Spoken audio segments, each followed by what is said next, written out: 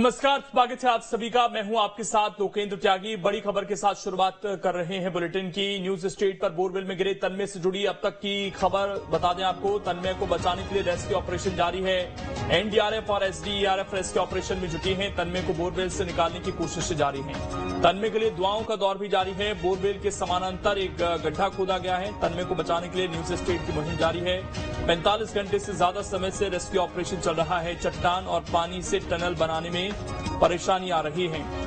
तस्वीरें हम आपको लगातार दिखा रहे हैं और इस वक्त काफी ज्यादा दिक्कतों का सामना करना पड़ रहा है, क्योंकि वहां पर पानी भी है, चट्टान भी है, जिसकी वजह से टनल बनाने का जो काम है उसमें काफी ज्यादा परेशानियां हो रही हैं। और फिलहाल टनल बनाने में और कितना समय लगेगा ये देखने वाली बात होगी, क्योंकि राहुल साहू वाले केस में भी 5 दिन लग गए थे उस तक पहुंचने में। बहुत आराम के साथ ये पूरा काम करना होता है।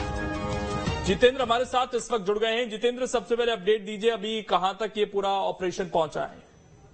आशु,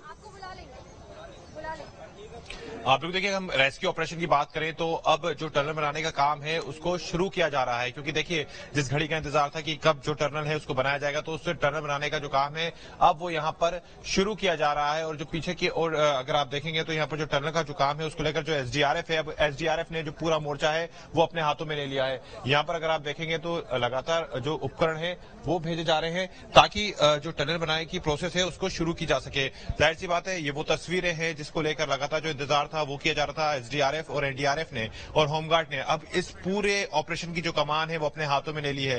पोकलैंड मशीनों के द्वारा पहले गड्ढा किया गया, वो पूरे तरीके से एक गड्ढे को खोदा गया, लेकिन अब यहाँ पर जो टनल बनाने का काम है वो शुरू हो रहा है। तो ये ऐसा माना जा रहा है कि 3 से 4 घंटे, 2 से 3 घंटे का जो समय है वो बताया गया है कि 2 से 3 घंटे का समय और लगेगा। और उस 2 से 3 घंटे के समय के तुरंत बाद जो टनल है वो वहां तक पहुंचेगी जहां पर बोर बनी हुई है और जो मासूम तन्मय है वो फंसा हुआ है। तो यहाँ पर देखिए अब जो शुरुआत है वो यहाँ पर की जा रही है। तो जाहिर सी बात है, ये कहना गलत नहीं होगा कि कहीं ना कहीं अब जो शुरुआती जो तैयारियां हैं वो हो चुकी है।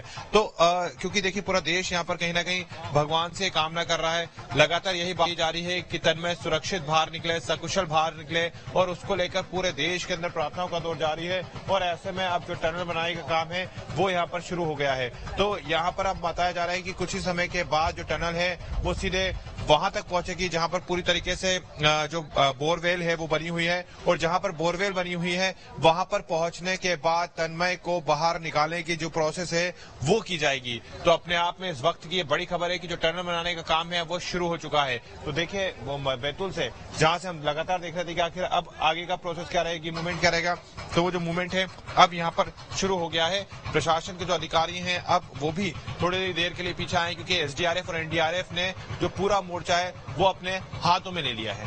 लेकिन जितेंद्र, कल से ही सुरंग बनाने का जो काम था उसकी बात निकलकर सामने आ रही थी।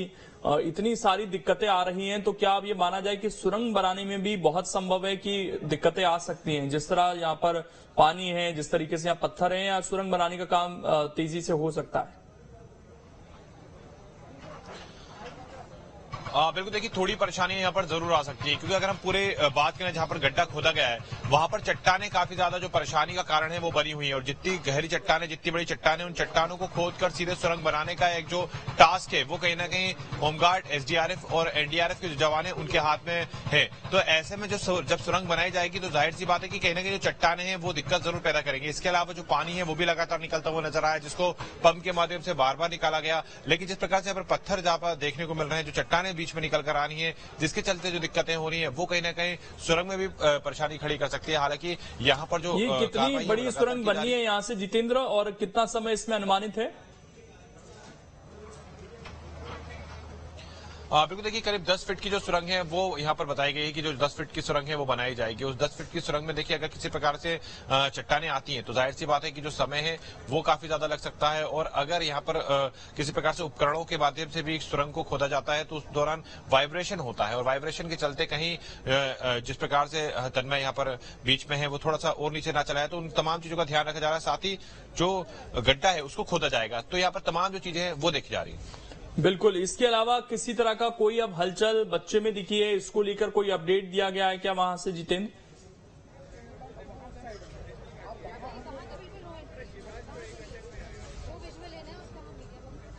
बिल्कुल, देखिए अभी तक का जो अपडेट है वो यही है कि अब जो सुरंग बनाने का काम है वो शुरू किया जाने वाला है और मैं थोड़ी देर के बाद जो सुरंग का काम है वो शुरू हो जाएगा। ठीक है, शुक्रिया आपका जुड़ने के लिए जितेंद्र, और जानकारी देने के लिए। तो सुरंग बनाने का जो काम है वो तेजी के साथ अब वहां पर चल रहा है और लगभग 10 फीट लंबी ये सुरंग बननी है और इसके बाद बच्चे को जो निकालने का काम है वो तेजी से होगा। बहुत ध्यान के साथ ये काम करना है।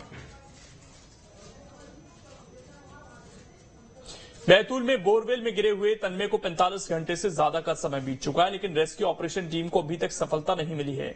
एक तरफ जहां तन्मय को बचाने के लिए दुआओं का दौर जारी है, तो वहीं दूसरी तरफ सीएम शिवराज सिंह चौहान भी स्थिति पर नजर बनाए हुए हैं। तन्मय को बचाने के लिए युद्ध स्तर पर रेस्क्यू अभियान जारी है।